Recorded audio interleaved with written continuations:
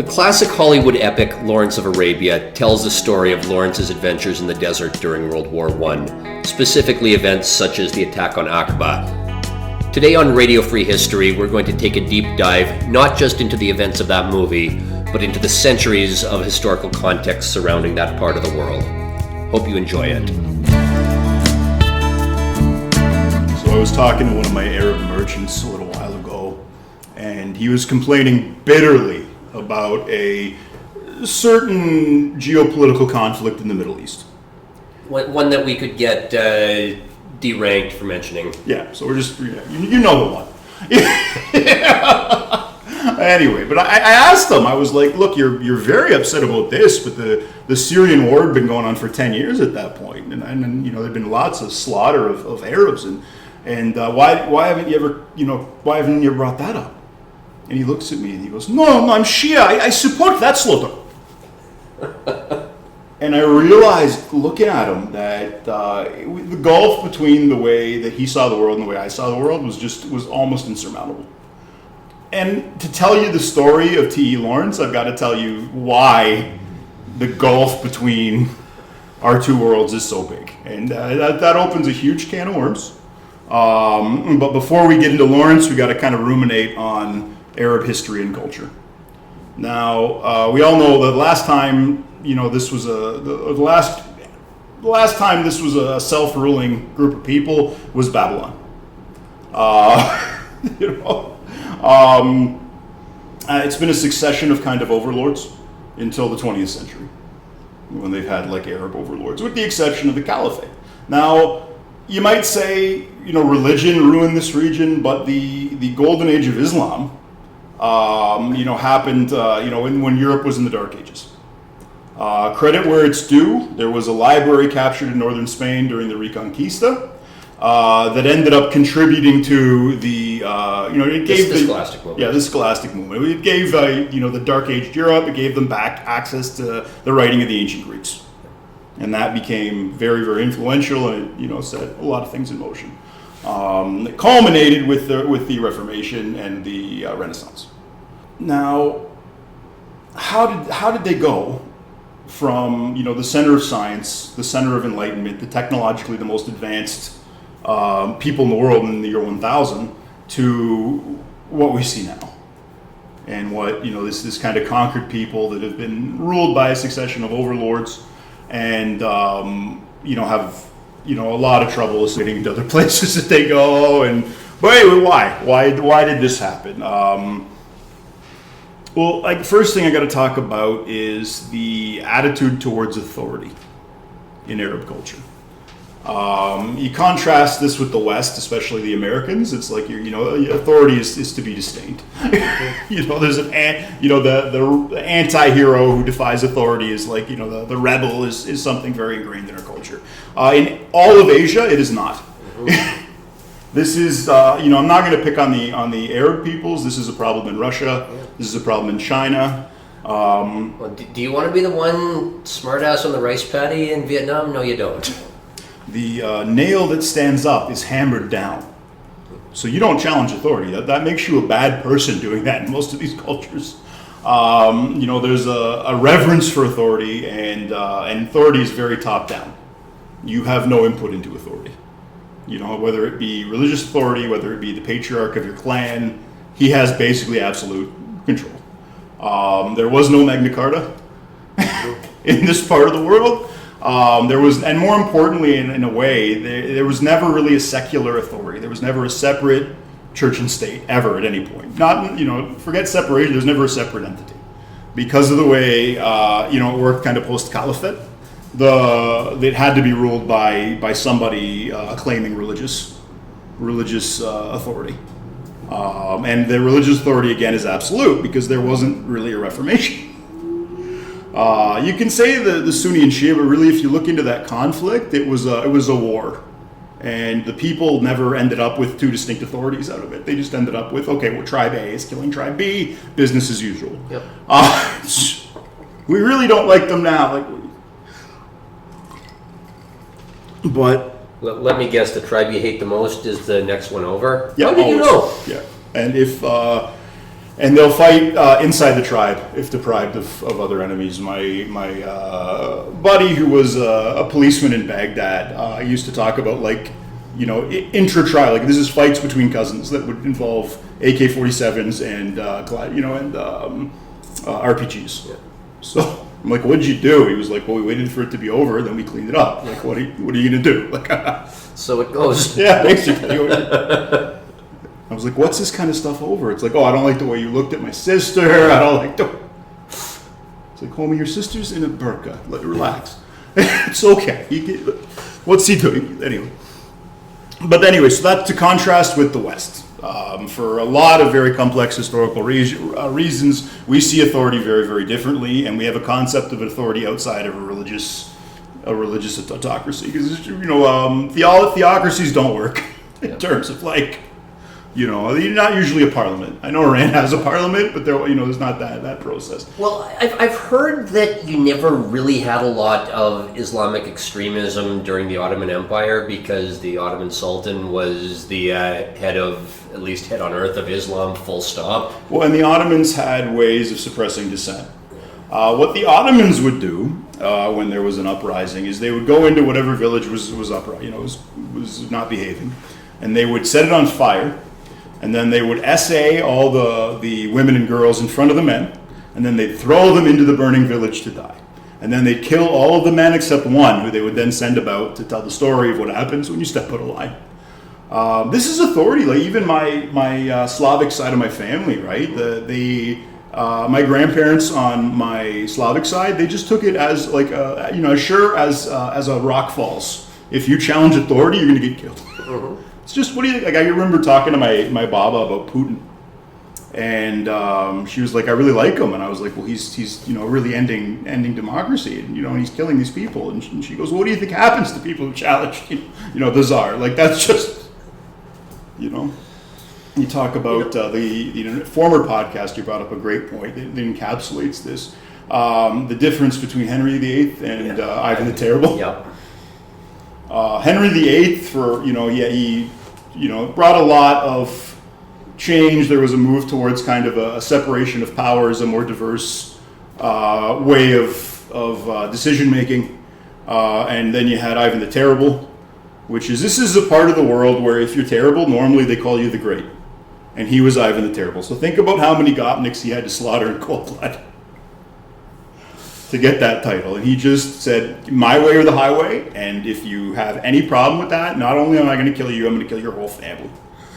Because, I'm going to root out the whole frickin', weed. I'm not going to just cut the branch." Oh. This man, he is first Tsar. He is national hero. Yeah, pretty much. He built a church that looked like cake. Yep. Was this Putin's hero? No, that's Peter the Great. That's Peter the Great. Okay. Yeah, no. Putin has a bust of Peter the Great in his office. It just shows you just how out of touch our intellectual class is. They all say, "Oh, he's trying to put the Soviet Union back together." No, he's not. He's trying to be the Tsar. Yeah. Now, for the record, this guy conquered Ukraine. Mm-hmm. And he did that by sending wave after wave after wave of poorly armed Gopnik. For anyone who doesn't know, Gopnik is like the track redneck pants wearing low level. It's like a Russian redneck, like a rural hillbilly kind of expendable person in the eyes of their culture. And he sent so many of these that eventually Ukraine fell after many years of fighting. I think decades. But he just kept sending in Gopniks, which are a renewable resource. And there's always, because it's Russia, there's always another frickin', you can always move a little east and then make those natives go die in Ukraine. But anyway, that's emblematic of the Asian attitude towards authority. You can think of people like Genghis Khan that maybe reinforce some of these ideas. And that brings us full circle back to the Islamic Golden Age. So what happened? Well, how did we go from this very progressive, enlightened era of Islamic rule to what we see now? Well, it started this is before the Europeans were trying to work out natural laws. They had enough intellectuals in cities that they were trying to figure out natural laws. And this clerical warlord stepped in, and said, no, fire burns because Allah wills it. Do not bind Allah's hands with natural laws. That's heretical. And he also decided that mathematics and philosophy were satanic, because if you taught people math and philosophy, they were more likely to doubt religion, and therefore it was a tool of the devil. So, our intellectual tradition in the West starts with Thomas Aquinas trying to unite reason and religion. You can argue that the scholastics were not all that successful at doing it, but when there was a clash between spirituality and rationality would always win in the West, not in the Middle East. The crazy opposite. Crazy has had a great run in that part of the world. There's just at some point we'll do. And again, not to say I'm not picking on the Arabs in general. The Chinese had a guy declare himself Jesus and almost conquer the country. I think he killed 20 million people. It's like so General Cao was the guy that stopped. So if you wonder why they have very little truck with cults and religious movements that might become invasive, this is their history. Kind of has taught them some harsh lessons. But to put a stamp, back to Genghis Khan and his grandson in this case, to put a stamp on the end of the Islamic Golden Age, like really this guy's teachings probably would have wiped it out. But Genghis Khan's grandkid came in and wiped out Baghdad. And we're talking like pyramid of skulls, frickin', assaulting the earth, just completely destroying the city, killing anyone who knew how to read, kill everybody. But so clearly the middle class, everybody's wiped out. All these scholars are done. So that was the end. That was their, that's what happened to the Islamic Golden Age. And then because there was no challenge to these kind of anti-intellectual teachings, that happened. Now, so if you've ever, we're talking about Lawrence of Arabia in this episode. If you've watched the movie where Lawrence meets Alec Guinness in the tent, and I don't care, it's not offensive that Alec Guinness is playing a brown guy. Our Saudi roommate in first year thought that was like, they got his skin color perfectly. Yeah. When Lawrence tells Alec Guinness, or when Lawrence tells King Faisal, your people used to be great once and you'll be great again. This is what he's talking about. Now, before the Mongols just came in. Now, why did this happen? Why did things evolve differently? Well, many reasons. One reason I want to touch on is the differences between Islam and Christianity. This is important too. Don't worry, this isn't going to be a polemic frickin' from Pager U about frickin' the superiority of one over another. I'm just going to point out the different histories, basically, and how that affects our, the way that we see all kinds of stuff, and especially religious authority. Muhammad is an actual historical figure that had to run a country. He was illiterate. There's all kinds of problems with him. He had a 6-year-old wife, but he was a real guy who had to run a country. Jesus never had to run a country. Jesus really didn't want to talk about politics because they were going to string him up. Render unto Caesar what is Caesar's. Yeah, for anybody who doesn't know that the history of that parable is basically if Jesus had said anything against Caesar, they would have said, oh, he's a troublemaker, hang him up. So the Pharisees came and tried to trick him into saying something. Either he's going to say, yeah, pay your taxes and piss off the Jews, or he's going to say, don't pay your taxes, and then go to Caesar and say, Pontius Pilate and say, he's telling people not to pay their taxes, deal with this guy. And he very cleverly kind of says, don't ask me questions about this shit. I am. Yeah, I just, it's not, so he kind of in a very Semitic way sidesteps the question and very cleverly deals with that. And then if you think about the development of Christianity, which really happened in kind of on the Mediterranean, Greece and Rome, is really where Christianity developed and came in, and there were secular authorities. So Christianity was always used to being the underdog. They weren't running shit. Right up until Constantine, made it the official state religion. Actually, he didn't make it the official state religion. It wasn't until after he was dead. He was on who he declared tolerance of Christianity. It wasn't. He stopped feeding them to lions. Yes. Okay. Yes. That's an important step. But anyway, you can see the difference between like a guy who was like a Moabite warlord in the desert running territory to this kind of little cult kind of coming up under these big empires that didn't want them being too political. To this day, I think that's why there's a hypersensitivity among most Christians to persecution, because we came up as this underdog subculture, getting fed to lions and shit, and blamed for burning down Rome by Nero. We're because of the history of a persecuted minority. Like when I've met Christians from non-Christian dominant places, Iraqi Christians, Coptics, the different flavors of Christianity that exist outside of Christendom. These guys are always very accepting of persecution. It's like they always seem much more at home and like just more complete. It seems to be generally whatever. They're like, of course we're getting persecuted. We're Jesus' people. But anyway, so you're left with a set of laws, and this set of laws, rightly or wrongly within Islam, is reminiscent of the 5th century. You got slavery is talked about. That stunts a culture too. Is you talk about the effect of slavery in a culture with slaves. Hard work becomes associated with slavery. And so nobody wants to do hard work. It really ruins a culture when people can keep slaves. You see this again and again and again with people who've kept slaves. The culture is just, so antithetical to hard work because hard work is something that people who can't afford slaves do. So just in the research for the art history series we've been working on as well, I came across Samuel Coleridge and Robert Southey, two Romantic era poets.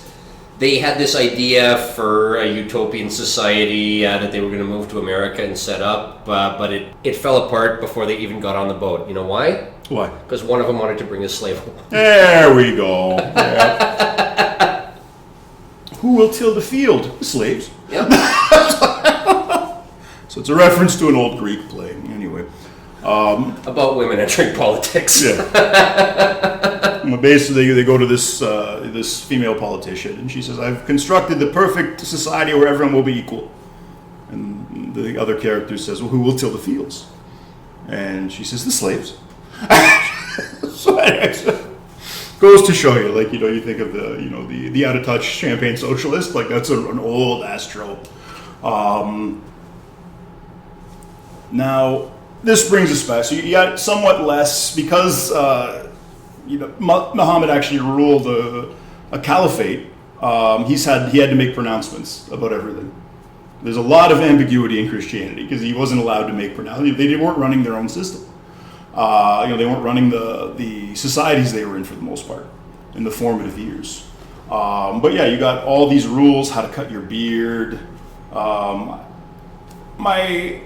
just going to say there's actually even another structural difference here, which is that in the Islamic tradition, all that stuff was dictated from Allah directly to Muhammad. So if you disagree with one syllable of the Quran, you are going against God. No. Whereas the New Testament, there's not a single word in the New Testament that was written firsthand by Jesus Christ. Everything was secondhand. It was the apostles writing about Jesus, or it was Paul talking about Jesus.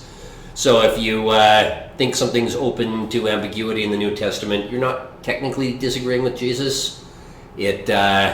It allows for a very different culture of debate in the West than it does in certain parts of the Islamic world. Well, and speaking of debate, and again, this is true of Europe too, largely, but we kind of, especially as certain Christian movements tried to move beyond this, but an honor culture is the antithesis of turning the other cheek. If you're essentially, think of like a prison or a gang, if you are disrespected by people, everyone will disrespect you. So you cannot abide an insult of any kind. And this leaves very little room for debate. And again, you got these cultures, specifically in Arab culture especially, violence is considered a very manly thing. Mm-hmm. It's still to be, a man should be aggressive and violent. So, you end up with, especially a young man, and it becomes, very contentious, and you end up with a lot more violence. In the West, we keep that in the octagon. Yeah, exactly. Well, hopefully, these people. I guess it was Asian. It was Khabib that jumped over the. Yeah. Yes, I miss Big John. He used to keep. He wouldn't have let that go. A couple of welterweights. Anyway, couple of more differences between the cultures are, again, they said the attitude towards insult. Jesus said, turn the other cheek. Muhammad did not embrace turning the other cheek. That's not really part of that tradition. So, you end up again with less, again, like my colleague said here, less room for debate. And this is reinforced by very, very hierarchical family structures where you are, I don't mean patriarchy in the sense of like, third wave feminists might use the term. I mean, literally you're owned by your father until he marries you off. And that's not just women, that's the whole clan. Now, another thing I discovered while researching this episode, the Ottomans banned the printing press. So they didn't go through that, they didn't go through the discovery. So you have all these ideas moving around in kind of a little bit more debate-friendly Europe, and that never happens. Relatively speaking. Never happens in the frickin' in Islam, because the Ottomans didn't want people getting information that they couldn't control. They didn't want a free flow of things, so they just banned they thought this is too much trouble, and they banned the printing press. This is a part of the world that never really went through an industrial revolution, so they don't have the familiarity with machines. There's not the understanding of the need for maintenance. And remember, like, maintenance is something slaves do, so you can't tell them to do maintenance. Now, this is a big problem because modern industry and especially modern militaries run on maintenance. The amount of maintenance a fighter jet needs, I forget how many hours per hour of flight is required with maintenance with an F-16 or something, or F-35, but it's a lot. You need a lot of really competent people. Compounding this problem is the attitude towards information. Information isn't something to be shared. Information is something to be shepherded. The Americans translated, when they were trying to train the Egyptian army, they translated a bunch of tank manuals for the tank school into Arabic. And they went around handing them out so everyone could learn. And the commanding officer gathered them all up and had them destroyed. And they asked him, why did you do that? And he said, well, they can't read. They're just stupid and listed. Another point is a very stratified society. So you have the top 10% with 3 wives or 4 wives each, and you have the bottom 30% with no wives at all. No prospect of getting a wife. It's becomes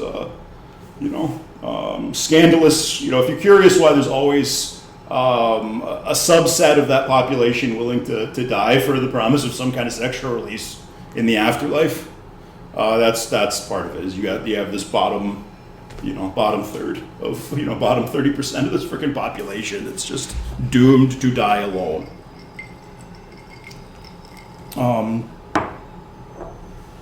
Now, this kind of touches on another issue, and that is when you set a standard of morality artificially high, you end up with a culture of everybody looking the other way. Now, this is true of the Catholic clergy, is one example of this. Well, also, they say the reason Oscar Wilde got away with it for as long as he did was because arresting Oscar Wilde would mean having to admit there was homosexuality going on in the English upper class, and nobody wanted to admit that. In practice, you don't get caught. But, as Lawrence observed, as you still observe in a lot of societies with cloistered women, you have what Lawrence called half marriages forming, and there'd be a lot of drama between these groups. This is a group of people that don't have the same concept. You might think of yourself as an individual first. No, I'm a member of my family and tribe, and part of my ethnic group, part of my religion. That all comes, and certainly that comes before country. So anyway, a lot of problems set up. There's also a part of the world that didn't. The agricultural revolution almost passed them by. When goats came into this part of the world, they just wiped out the foliage to the point where it wasn't always a desert. It was the Fertile Crescent for a very long time. But some of that bottom third got a wife out of it. Good. I'm glad that worked. Yeah, that's a cheap joke. I don't care. You don't talk about the Middle East without making a camel fucking joke or a goat fucking joke. You got to be very. Again, we're not making this up. This is on your first trip to Dubai. you messaged me being like, dude, they caught an expat doing it with a camel. Yeah. And what'd they do? Well, they actually deported the guy, and they shot the camel. That happened. My dad worked in Dubai for 7 years. I went over, visited him 3 or 4 times. Yeah, that happened. Now, funnily enough, though, the information age has happened. That was why we had we had the revolutions. We had the Arab Spring. It's because everybody over there has a cell phone. Mm-hmm. So they're all online. They're all, anyway. So that they've gotten. That's why you're seeing this wonderful, you're seeing social media being used as a weapon by certain groups in the Middle East. Like, that's why you've got, large groups of young people out, camping for freaking Hamas in the fucking university square. But anyway, so you got all these impediments, you got all these different things. Now, it's nobody's fault that they got born into one culture or another. There's always exceptions. There's people that obey the rules or that don't, break the rules. But if you think of the whole structure of even modern Arab society, you don't have a caliphate anymore, or outside of the theocracies.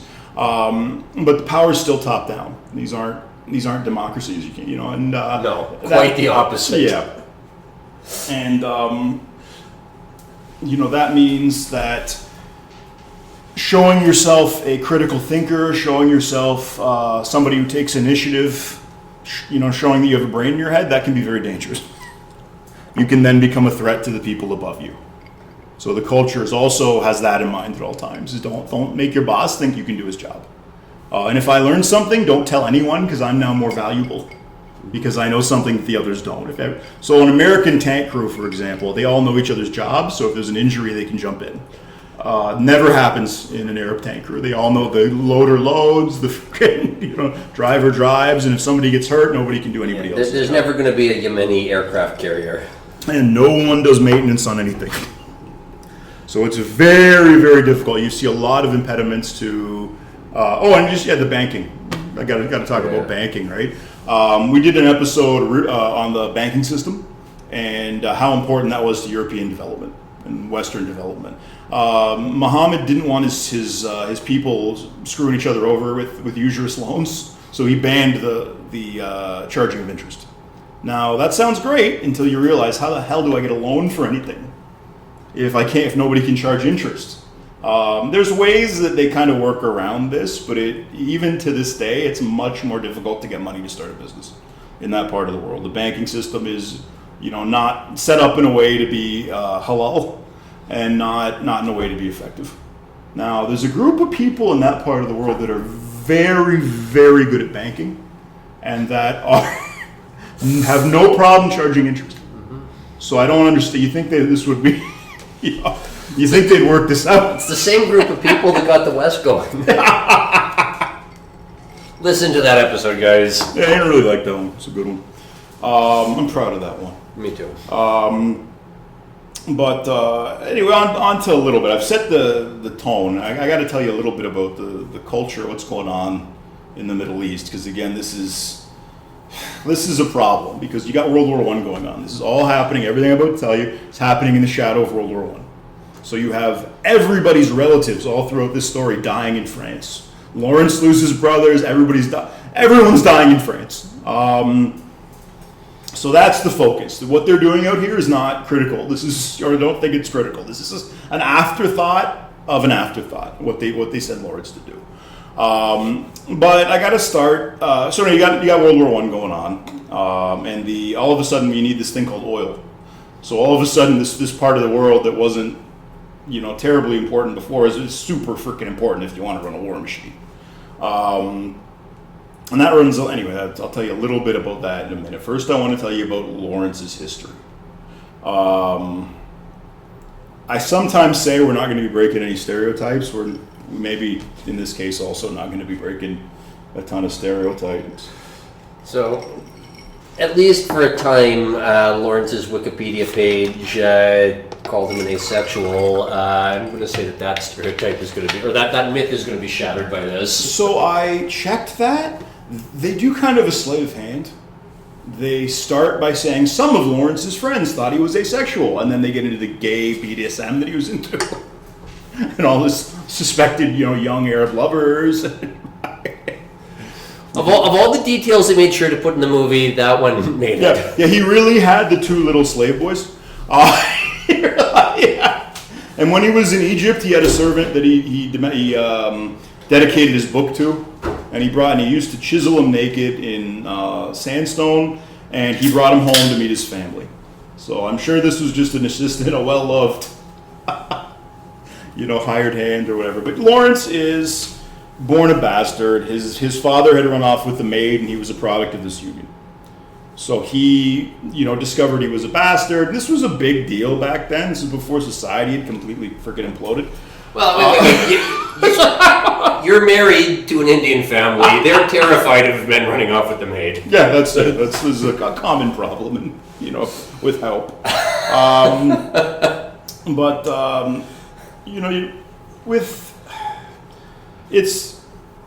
There's all this like Cold War between the women in these large Asian families and the maids. There's always a Cold War. It's like a weird Game of Thrones.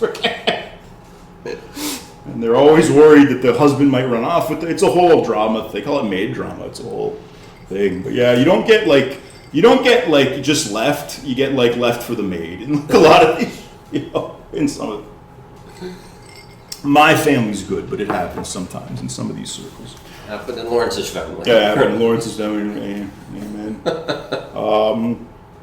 But Lawrence was sent off to all boys school.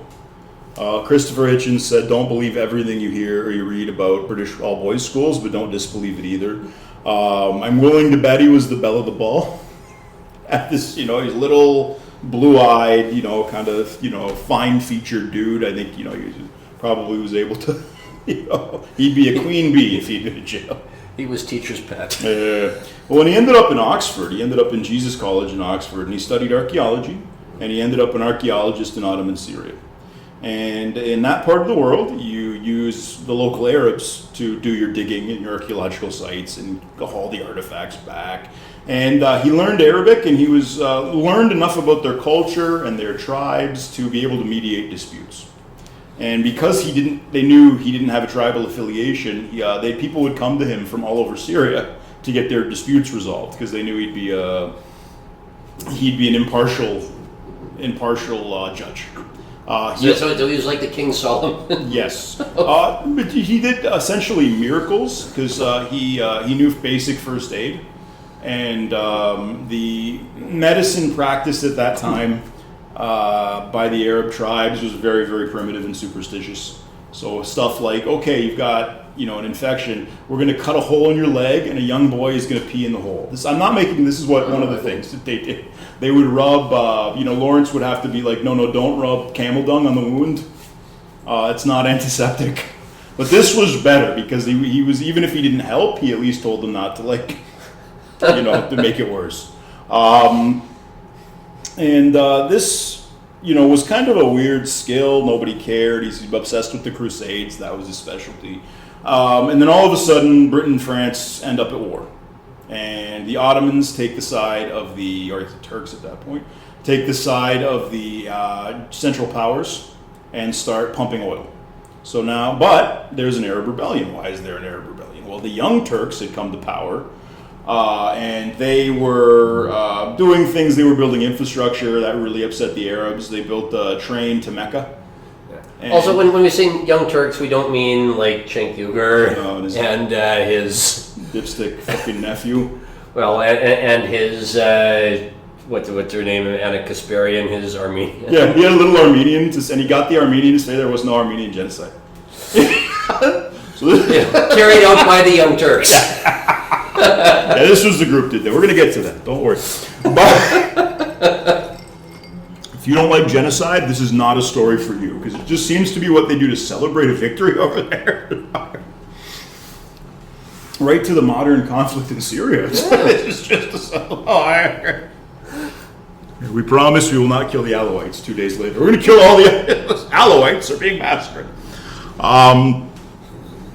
But that's indicative of this. So the Turks had built a railway to Mecca, and this really upset the Arabs, especially the Arabs around Mecca, because they were making their living either guiding pilgrims through the desert to do the Hajj or robbing those pilgrims. Fun fact, there's halal piracy. Muhammad would raid caravans, and he had to come up with rules for making it halal. To this day, I was in Malaysia, and there's a problem with Filipino pirates kidnapping people from Malaysia. And I'm like, why is like, what's the issue? Like, why don't you guys just go in and you send your army in? You got an army full of Gurkhas, like you just send them in to deal with this. And they said, no, because we're an Islamic country and the Filipino pirates are Muslims, they have to go through like a Sharia law, and piracy is a law. So there's like a certain amount they have to, there's a process for this where they get their people back, but it's like so much money is spent. So, like I said, you can't argue against a syllable of the Quran. No, it's all there. But yeah, that's the kind of thing. That's the kind of thing that you, kind of problems you can have. But anyway, so this really upset the Arabs around Mecca, and they started a little rebellion, and they got their asses kicked because the Young Turks were getting weapons from Germany, and these were the best weapons on the planet at the time. So and they had modern weapons, and the Arabs had no modern weapons. So Lawrence, at this point, he's joined up. He's been attached to the Arab Bureau in Cairo, and everyone hates him on the base. They all hate him. He's this poncy little guy going around. No, be nice to the Arabs. Think about their culture. Fuck off. Like, I can only imagine him. Like, one of his commanding officers said, he's a right ass that needs kicking, and kicking hard. So when someone had to be sent out into the desert to liaise with these Arabs, I'm sure Lawrence was voluntold that he had to go out into the desert and deal with this.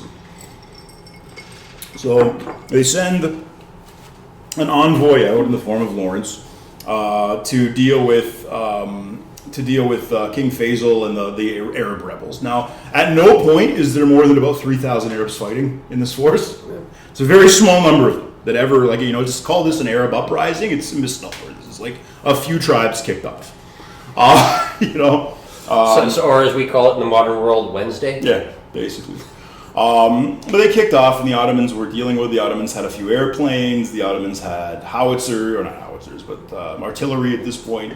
And Lawrence looked at the Arabs, and because he understood Arab culture, he knew that they weren't going to function as a regular army. I'm not going to talk a lot about the individual battles. I'm just going to tell you in broad strokes what happened. Lawrence said, okay, these people can move through the desert very effectively, and that means they can attack from angles that the Turks aren't used to defending. They know the British and the French are going to attack from the fucking Mediterranean. They've got their ports defended. We're getting big losses. But if we can give these Arabs, some modern weapons and break them, and you can't muster them. You can't get a group, a large group of them together and try and turn them into a regular army. Because you end up with a bunch of Arabs from different tribes when you do that, and that kicks off in a big fight. Now, has there ever been a time when let's give these Arabs weapons has ended, ever in the world? It's standard American foreign policy. So Nowadays, right back to the war in Syria. He says, okay, we did arm these people again. But I feel like it's like your dipstick friend, like who's like, like a dog returning to its vomit. The Americans are going to keep arming the Arabs. Now, this is a particularly nice sect of Al-Qaeda, and they have promised that they are no longer international jihadists. They are local jihadists. So, it's like the difference between socialist and national socialist. I mean,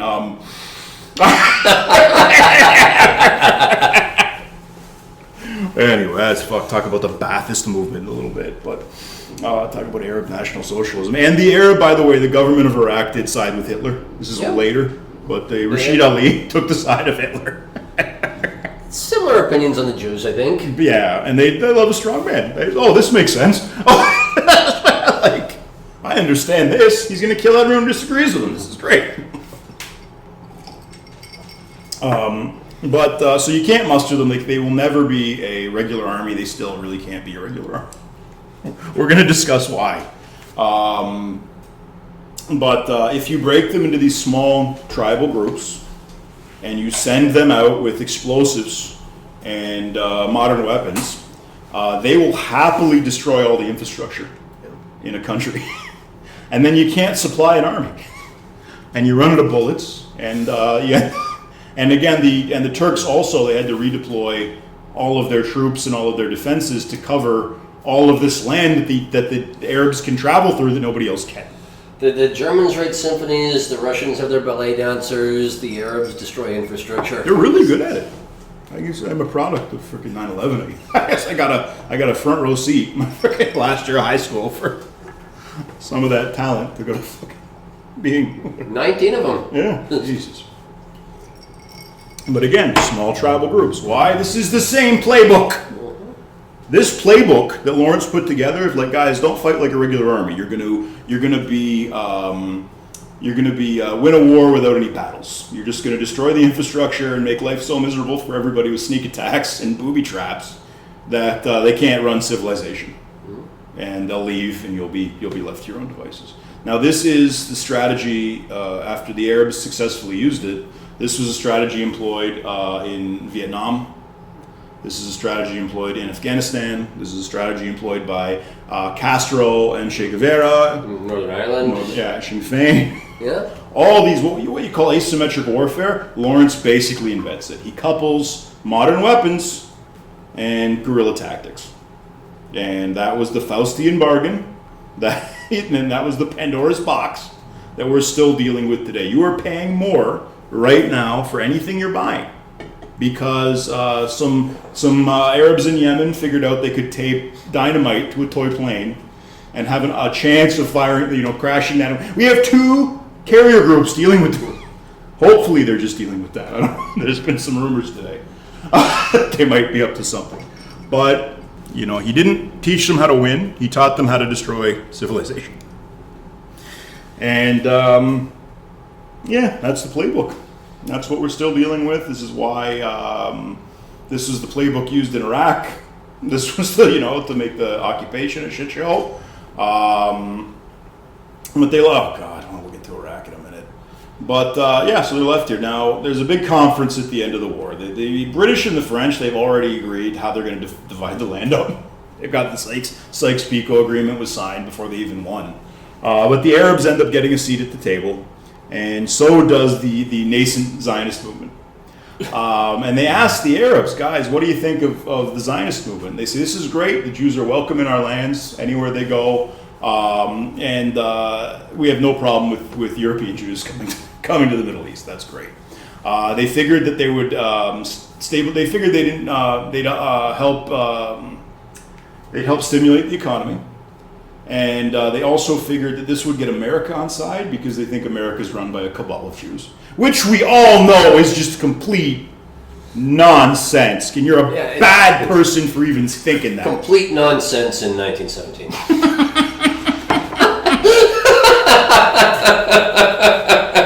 Anyway, you're bad people. That's all I want to say. You're bad people if you're thinking that. Fuck you for noticing. Anyway. But the Arabs, again, it's always in Arab societies, it's always like kind of one tribe, it's a cabal. Their society's run by a cabal, so they just assume every society is run by a cabal of one kind or another. You might say it is. Yeah. On a certain level it has to be, because there's only so many people that can call the shots. So. Elite theory. Yeah, basically. But it didn't work. So you had... This wasn't a big deal, the Zionist movement, because more Jews were leaving the Middle East than coming. Until World War II. You think you can run a genocide with German weapons, just wait till the Germans get involved. Yeah, the Germans are the most efficient people. There's nothing really unusual about a pogrom against a middleman minority group. That happens anywhere there's middleman minority groups. But the Germans are just so effing efficient. Yeah. And so, technological and obedient and hardworking, and they're going to put their heart and soul into it, and they did. And you ended up with a lot of displaced people, and they started showing up en masse to what was then the British Mandate. I want to tell this little story here. You might ask, okay, we know what the Ottomans did. The Ottomans went in and essayed everybody and burned the village. Now, how did the British keep order? Well, the British streamlined this process. The British would very publicly bury any troublemakers with pigs. Mm-hmm. And that was a big deterrent. Now, you may say that's horrible. You may say that wouldn't play well in the age of social media, but would you prefer the Ottoman treatment? Also, you told your father-in-law about this? Yeah, he thought this was a great idea. He just thought it was brilliant. He was worried about the pigs. He didn't want any pigs killed. Why? This guy's a Hindu. It's bad karma. And a big Modi fan. This is a man who doesn't like me going fishing. I'm sorry, if you're beefing with Hindus and Buddhists, I don't know what to tell you. These are difficult people to beef with. These are like, there was a monk. So this is the equivalent of shooting the camel in the Hindu world is... You mean that poor pig? Yeah, pretty much. That was, well, the pig didn't do anything. Why you killed the pig?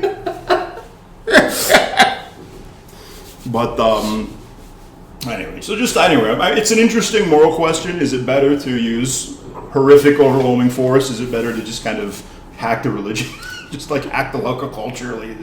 I know what I'd rather do to a population if I had to, if I'm the freaking Pontius Pilate. Like, I know what I'd have to, I'm not saying I wouldn't implement the strategy. It works. Has a history of work. They did it in India too. Yeah, they did. That they did. They didn't do it to the Indians. They did it to the Mughals. Yeah, that's better. I just gotta let everybody know what's up. Gentlemen, this game is for keeps. I know. Well, these second, third generation Indians who talk about the British colonized us. No, they didn't. Have you looked at London? They transplanted They didn't colonize you. They kicked the old management out. And you weren't the old management. Yeah, this is, again, you have a lot of parts of the world that don't really have a history of running their own affairs. And that's, you see that in the culture. But now you've got all these Jews in the British Mandate. You've got all these angry Muslims who have come from Egypt and Jordan to work on projects in the British Mandate. Because there's a lot of infrastructure being built. So that's part of the story there. It tends to get swept under the rug. This is a lot of migration from Egypt and Jordan, or trans-Jordan at that point, into Palestine. Now, there was an idea. The Americans, again, for podcasts we've done before, but the Americans are very anti-colonial. This started, again, as a very complicated story, but they didn't want the European powers exerting force on the New World, so they had this anti-colonial attitude.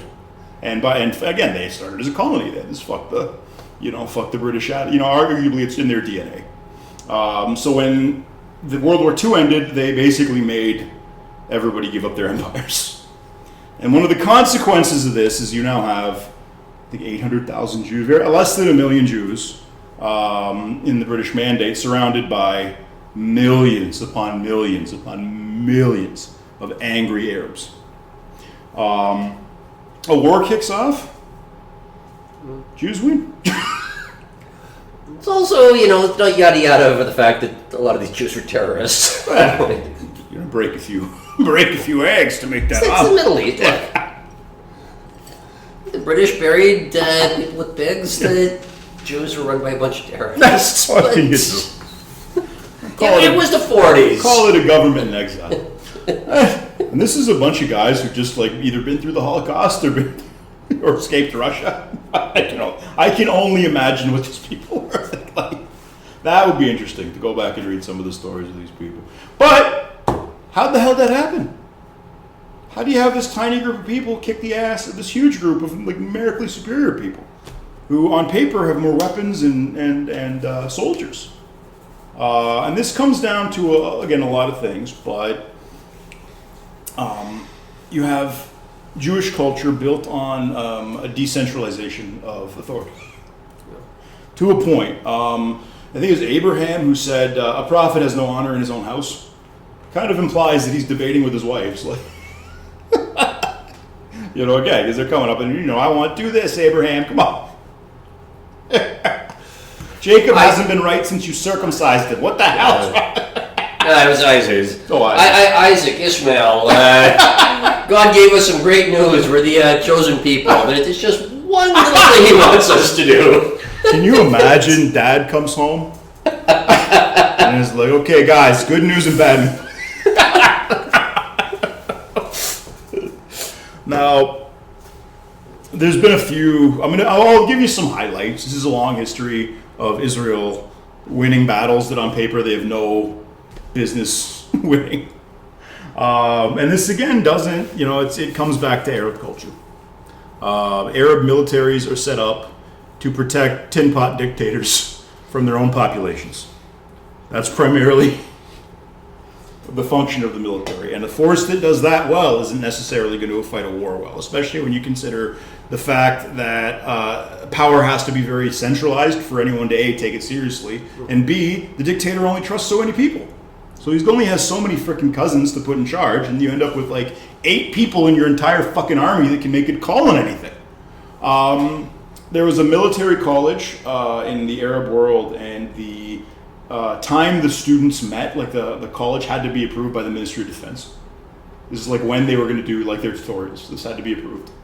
Like in a Western school, they would have just been like, okay, 8, Friday at 8. Well, maybe not Friday at 8 because these guys have got to go to mosque. But so that's another thing is personnel issues. You're not an individual signing up to fight for your country. Your tribe has been pressured into giving so many guys up. So you get these guys into basic training. Now it's a miracle if they don't start killing each other over tribal differences. So we'll assume somehow everybody's chilled out enough that they at least aren't killing each other over tribal shit. The other issue is you train these guys, so you give them again, it boils down to like maintenance and dealing with machines. That's how modern armies run. That's the nuts and bolts, literally, of a freaking modern army.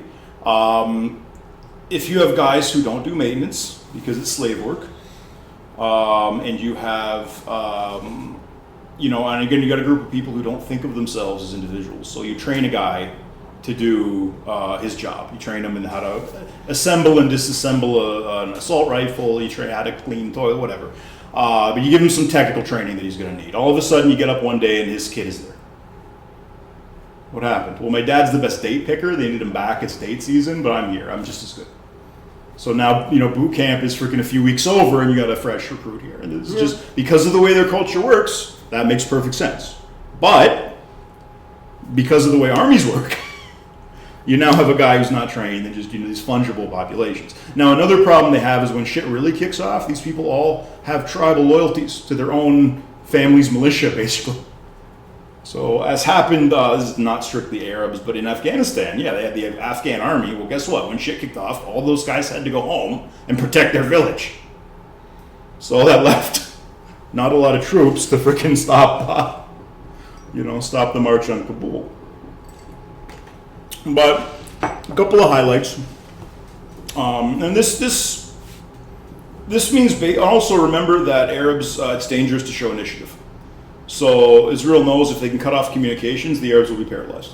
They did this to the Syrian and Egyptian Air Force. They cut off their communication, and both Air Forces went into a holding pattern, and the Israelis completely destroyed. They at one point convinced they put a plant. They convinced I think it was the Syrians that one of their plants was an old SS officer that survived the war.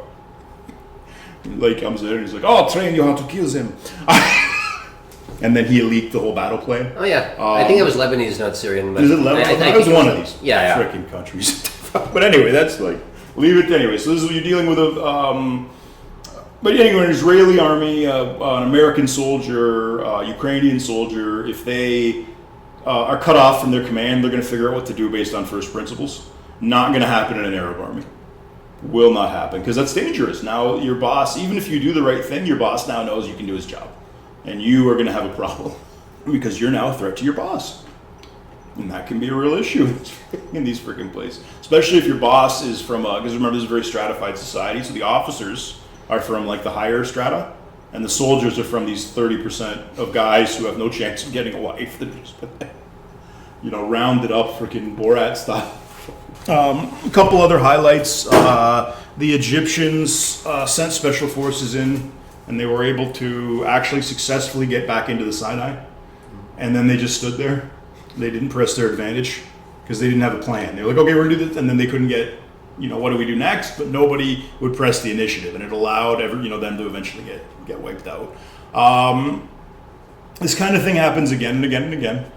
But we're entering an age where these people are figuring out how to like turn a lawnmower into a freaking flying lawnmower, consumer grade shit is now a deadly weapon.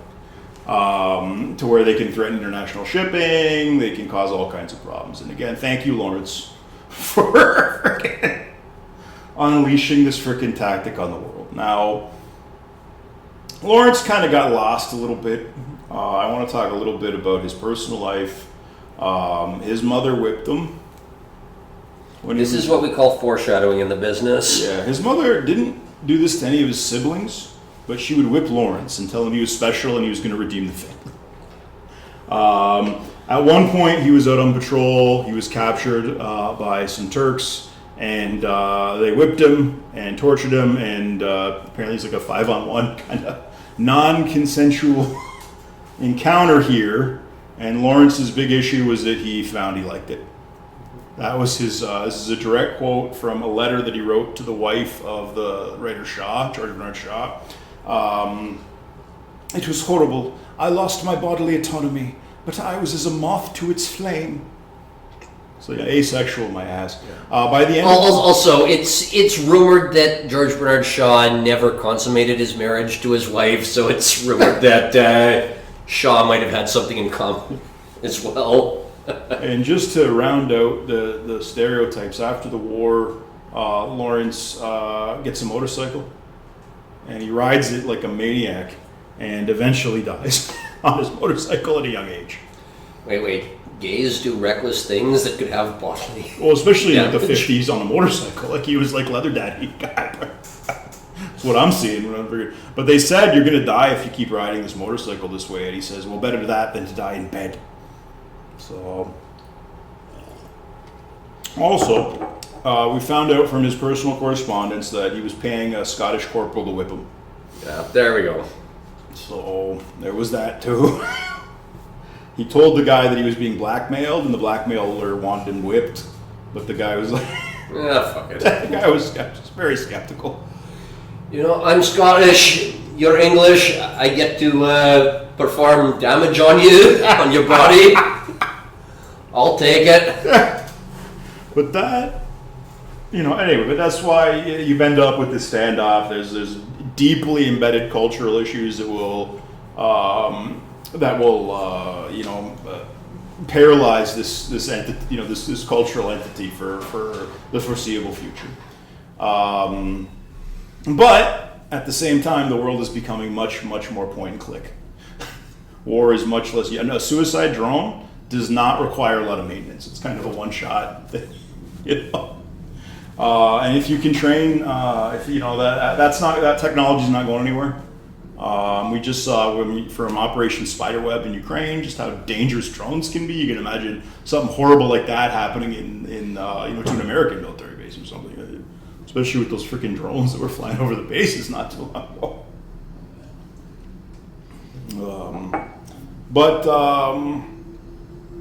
Well, yeah, that brings us,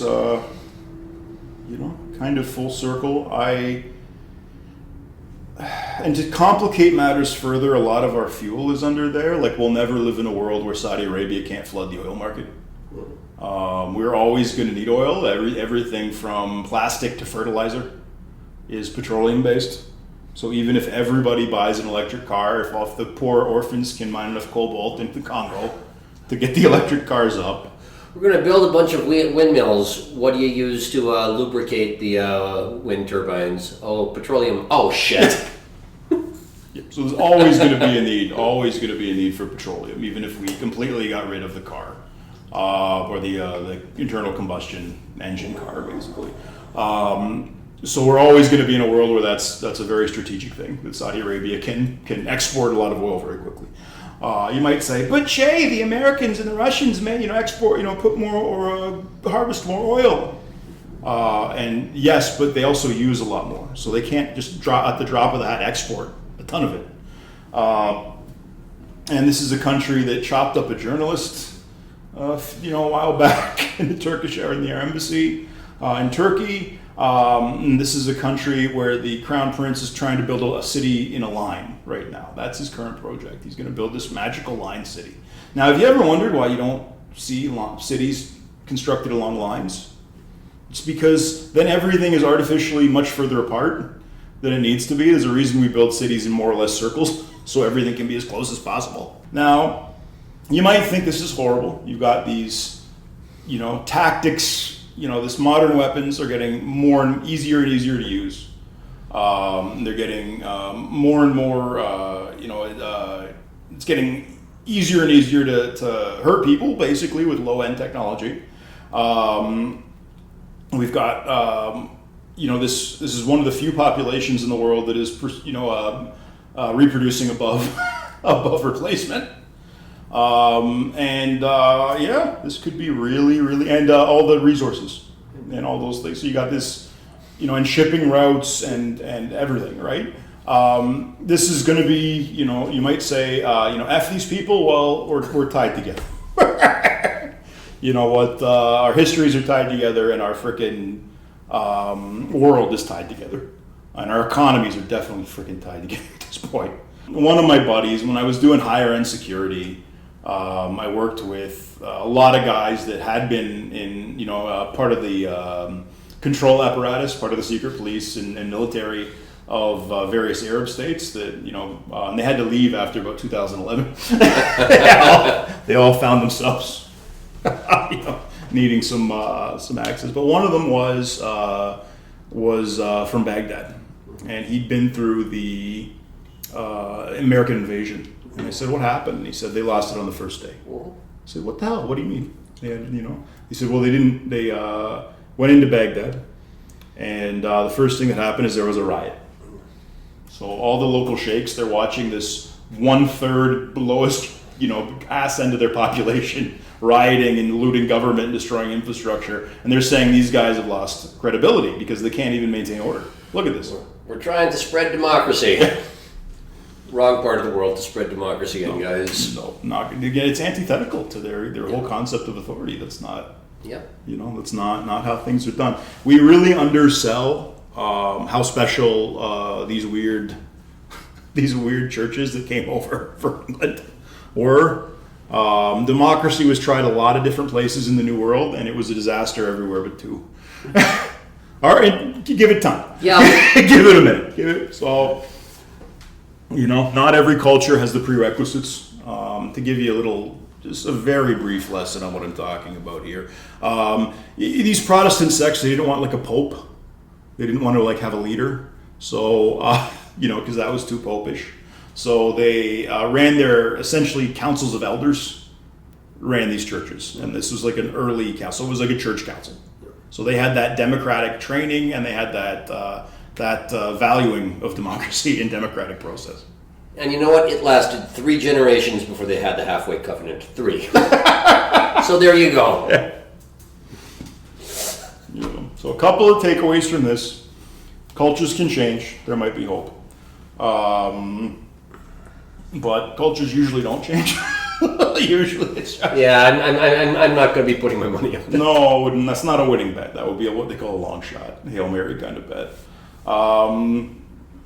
And sooner or later we're going to deal with this because you got a whole group of kids growing up that have no idea the culture that they're cheerleading for, and that's going to be a big issue at some point. Sooner or later, those ends are going to meet, and it's not going to be good. Anyway, guys, I hope you enjoyed that. That was a reflection on culture and history of the Middle East and a little bit about Lawrence. And hopefully you enjoyed that. All right, you know the drill. Like and subscribe on YouTube or wherever you get your podcasts. Support us at Ko-fi.com/Radio Free History or at subscribestar.com/radio-free-history.